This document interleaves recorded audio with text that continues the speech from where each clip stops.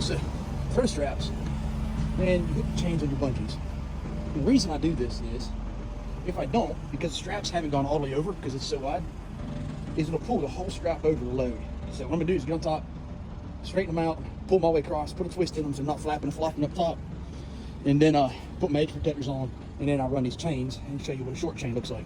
And so, because my straps are not long enough to cover 4 foot high, 24 foot long, 4 foot wide, you know, or tall and come back down to meet the size of the trailer, I gotta use a chain, right? So what I've got is, instead of pulling a bunch of chains out, I pulled a couple of my long 3/8s out.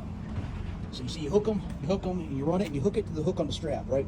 You can't do this with the flat hook, not that I'm aware of. I'm not saying you can't, I'm just, not that I'm aware of. It might not fit, unless you got a smaller chain, but.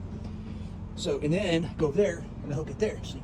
Now DOT will recognize this as separate securements as long as there is slack in the middle. So what I've essentially done is made this chain longer. Now some of you might say, well, you can't do that, and I'll tell you what, pulling super loads, and I've had more than my fair share of inspections, and they always pass. And I'll show you how it works on the other side with using a couple chains that are short to extend my chains. It's over here. Got my strap, ratchet strap, and you know, it's got the length of chain to it ends. I didn't have enough to get to there, so I've got one of these chains that's short, so I hook it to there, bring it to here, and I hook it. That's one way. Another way is here. Same setup, different kind of chain. See, this chain used to have a strap on it. The strap went bad, cut the strap off, and now I got this. So I hooked it this way. And DOT doesn't have a problem with either. So you have a short chain, right? Like this. And you don't want a lot of slack. So you can hook it back on itself. And then you can hook your other chain to it.